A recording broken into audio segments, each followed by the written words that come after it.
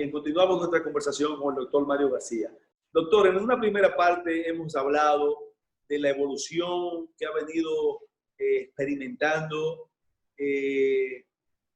las consecuencias, esta terrible pandemia, que todavía en la actualidad no se puede dimensionar el alcance, no solamente desde el punto de vista de los daños de salud y de las muertes, sino también las secuelas de cosas que se desprenden de ella, las partes económicas, las partes sociales, las partes culturales. Prácticamente todo se ha visto afectado por la pandemia de la COVID-19 y con el agravante que todavía aún veamos algunos indicadores que muestran cierto nivel de mejoría.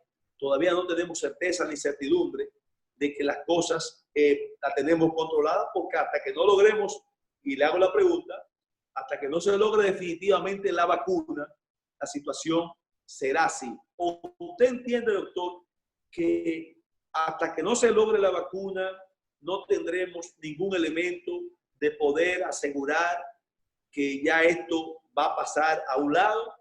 ¿O hay otros indicadores que le permiten decir que simplemente tendremos que aprender a vivir con esto como otro tipo de situación de salud, con cuidados específicos, pero tenemos que sobrevivir con esa situación? Es imposible parar completamente la economía. Eso todo el mundo lo entiende. Es importante mantener ciertos servicios para la sociedad, y a nivel personal es muy difícil para la mayoría de la población poder estar parada, paralizada, sin trabajo por un periodo muy prolongado. O sea, eso lo tenemos que entender. ¿Qué podemos hacer para lograr minimizar el daño que puede causar esta pandemia? Obviamente, lo primero que hay que hacer es definir cuáles son los pacientes que son de tan alto riesgo que uno debe mantenerlos continuamente aislados de riesgo, de volver al trabajo, de andar en grupos públicos, ¿no? Sabemos que las personas de edad avanzada, por encima de 70 años en adelante, tienen un riesgo más alto que las personas más jóvenes. Sabemos que las personas de edad media, digamos de 50 a 70 años, sí tienen otros factores de riesgo, si son obesos, si son fumadores, si son hipertensos, si son diabéticos, tienen un número de riesgo importante. Entonces, algunos de ellos también tenemos que utilizar la misma política.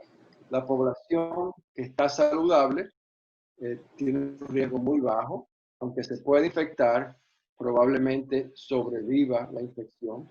Y ahí lo que debemos hacer es mantener las normas de prevención. El uso de máscara es indispensable, el lavado frecuente de las manos es indispensable, el evitar las multitudes es indispensable. Sabemos que en estos días aquí en Estados Unidos ha habido muchas huelgas por el caso de los abusos de la policía, y obviamente las huelgas son justificables, pero también ponen en mucho riesgo a que haya una explosión de casos nuevos.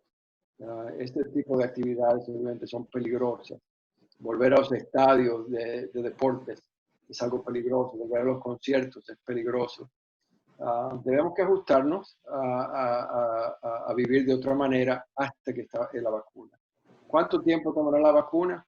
Recuérdate que no es solamente desarrollar una vacuna que sea efectiva, que se compruebe, que se hagan todos los estudios. Eso probablemente esté para principios del año que viene, para el año 2021 ya tendremos una vacuna o varias vacunas que van a ser efectivas. El problema que viene después de esto es fabricar las suficientes dosis y administrarlas a la población, porque estamos hablando en República Dominicana de que para que una vacuna sea efectiva se debe vacunar por lo menos a la mitad de la población. Entonces, estamos hablando de dar 10 millones de vacunas a la población. Piensa en la logística que va a tomar todo eso, es fabricarla, distribuirla y administrarla. esto va a tomar mucho tiempo.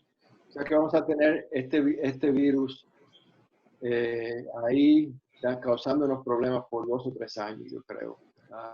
Pero si lo hacemos bien, si manejamos las cosas bien, mantendremos un número de casos nivelado y manejable.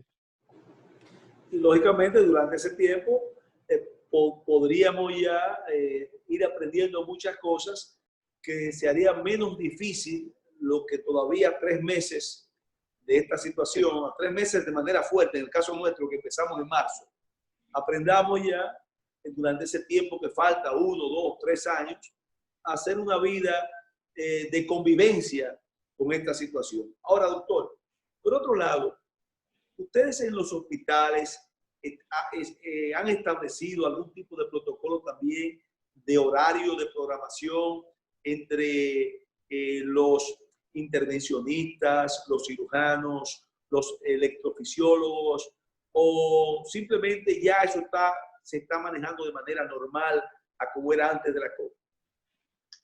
Nosotros empezamos a hacer lo que llamamos casos electivos, casos que no son urgentes, apenas hace una semana, que fue cuando el gobernador de Nueva York dio la orden para dar el permiso a los hospitales a hacer este tipo de casos. Nosotros hemos reducido el número de casos que hacemos, el número de pacientes que pueden estar en una sala, el número de visitantes que pueden venir al hospital. Tomamos medidas de precaución de hacer la prueba de COVID a todo paciente que va a llevar un procedimiento electivo antes de realizar admitir al paciente al hospital. Si el paciente tiene una prueba positiva, ese paciente se pospone hasta que se recupere de su enfermedad, porque estamos hablando de casos electivos. Obviamente, los casos de urgencia, nosotros los manejamos, tengan o no tengan COVID. Entonces tenemos salas dedicadas para pacientes que tengan infección y salas dedicadas para pacientes que tenemos todo un mecanismo habilitado para clasificar a los pacientes y dedicar áreas del hospital al paciente que tengan contaminación o sospecha de contaminación con los pacientes que estén en buena salud. Doctor, nosotros aquí en República Dominicana, y lógicamente porque el mundo está conectado totalmente y uno ve las informaciones de esta situación sanitaria en todos los lugares, se nos viene hablando de que el tratamiento para los pacientes de la COVID-19, independientemente de que sean asintomáticos, lógicamente, si son sintomáticos, el protocolo demanda quizás un trato diferente, pero se nos dice que es un tratamiento simplemente de como si fuese un flu, como si fuese una gripe, como si fuera un catarro, como decimos aquí. Yo le pregunto, pero también oímos que hay algunos tipos de medicamentos que se cruzan informaciones cuando las cosas se complican, por un lado. Y segundo, también nos dicen que hay medicamentos o tratamientos que ayudan a evitar que uno pueda adquirir, o a no evitar, reducen la posibilidad de adquirir el virus a través de determinados tipos de medicamentos o determinados tipos de alimentos. ¿Qué usted nos puede decir de eso, doctor? Fíjate, realmente el problema con esta enfermedad, como tú sabes, es que apenas empezó en la China hace 6 meses y empezó en el mundo occidental hace apenas 3 meses para desarrollar terapias que sean definitivamente efectivas. Uno tiene una serie de pasos científicos que van desde lo que llamamos desarrollo molecular, a experimentación animal, a estudios en poblaciones selectas y finalmente lo que llamamos estudios de amplia población randomizados. Um, el problema de todos estos medicamentos que andan por ahí, como tú sabes, hubo un momento que todo el mundo pensaba que el Plaquenil, los medicamentos para la malaria eran la panacea, eran muy efectivos. Después salieron estudios que demostraron que más gente se moría cuando tomaba el medicamento que cuando no lo tomaba. Y ahora mismo la pura verdad es que no sabemos si funciona o no funciona. Te puedo decir que prácticamente todo lo que anda por ahí en los medios de comunicación está en el mismo nivel. Un día va a salir un medicamento que se populariza porque resulta que una persona lo tomó y salió bien. Otra persona lo tomó y quedó mal y otra persona piensa que ese medicamento lo mató. Y lo que pasa es que pura casualidad el paciente ya estaba determinado a mejorarse o estaba determinado a empeorarse y el medicamento no tuvo que ver con una o con la otra cosa. Sabemos también que hay muchos medicamentos que tienen efectos secundarios que pueden ser peligrosos y definitivamente tomar una droga requiere monitoreo, requiere obviamente entender muy bien cuáles son los riesgos. Veo, por ejemplo, que ahora mismo hay un interés muy importante en la ivermectina, que es un antiparasitario, es el que está de moda, probablemente en República Dominicana mucha gente lo está tomando porque, como todas las cosas, hoy se hace popular y la gente busca alguna solución rápida, pero la verdad es que no sabemos con seguridad de que funcione o no, y sabemos que puede ser muy peligroso, tiene muchos efectos secundarios. Entonces, lo que sabemos que funciona hoy en día con seguridad son los anticoagulantes.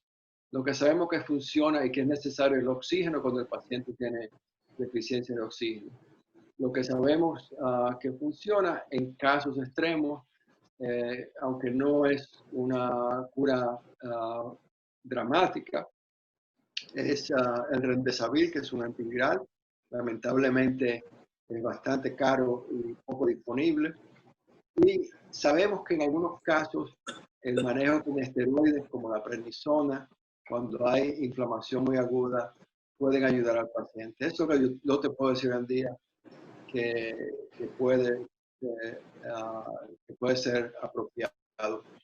Nada de esto se ha comprobado en las personas asintomáticas. Solamente los estudios que se han hecho han sido personas hospitalizadas en su mayoría.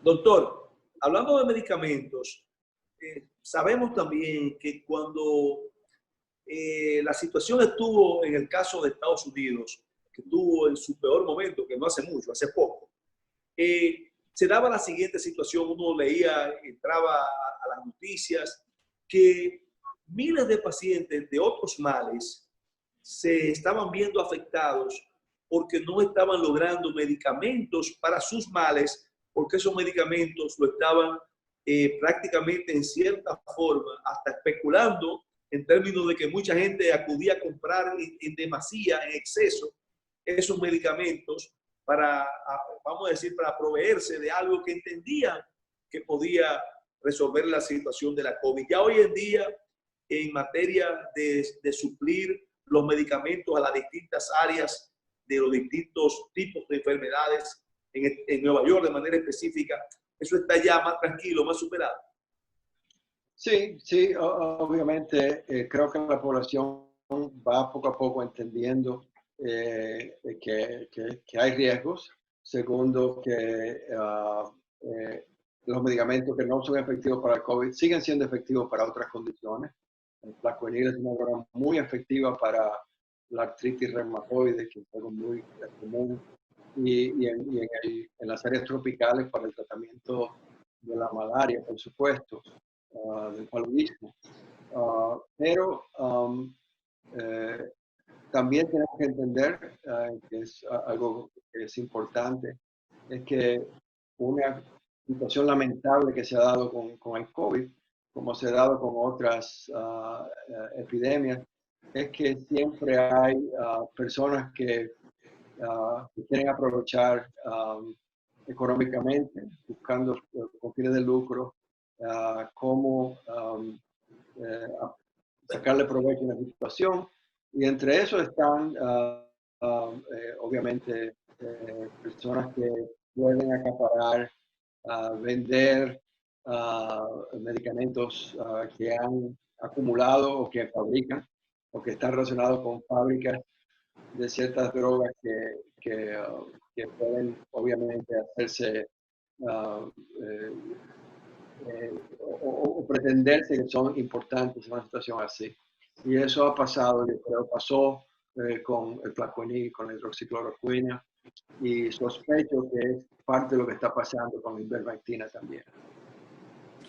Bien, doctor, vamos a tomar nuestra segunda y última pausa de un par de minuticos y entraremos a los minutos finales de esta súper interesante conversación con el doctor Mario García, quien es una persona que tiene vínculo muy estrecho con nuestro país. Es nuestro, prácticamente es nuestro, y que lógicamente no porque lo digamos nosotros fácilmente podemos darnos cuenta que estamos teniendo un lujo de tenerlo usted con nosotros aquí en Sin Esquemas y nuestro país.